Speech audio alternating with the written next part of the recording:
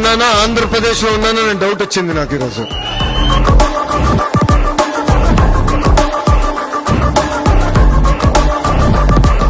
అందరూ మిమ్మల్ని ఎన్ఆర్ఐలు అంటారు. ఎన్ఆర్ఐలు అంటే నాన్ రెసిడెంట్ ఇండియన్స్.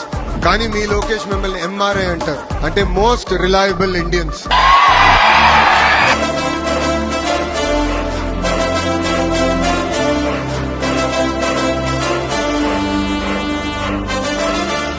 కేవలం జాబ్ సీకర్సే కాదు, జాబ్ క్రియేటర్స్ గా కూడా మనం తయారవ్వాల్సిన అవసరం మనందరిపైన ఉంది. దానికోసం రతన్ టాటా ఇన్నోవేషన్ హబ్ కూడా మీకు అండగా నిలబడుతుంది. మీ ఇన్నోవేటివ్ ఐడియాస్ ని పెద్ద ఎత్తున ప్రోత్సహించడానికి కూడా మేము సిద్ధంగా ఉన్నామని ఈ సభలో మీ అందరికి తెలుపుకుంటున్నా.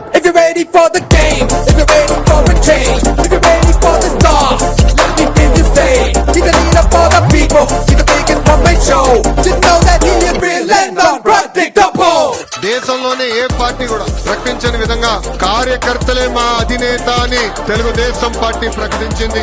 లీడర్స్ వస్తారు వెళ్తారు, కానీ కార్యకర్తలే తెలుగుదేశం పార్టీకి సొంతం. వాళ్ళకి అధికారంతో సంబంధం లేదు. అన్నగారిని చూసినా, ఆ పసుపు జెండను చూసినా మనకి ఎక్కడ లేని ఎమోషన్.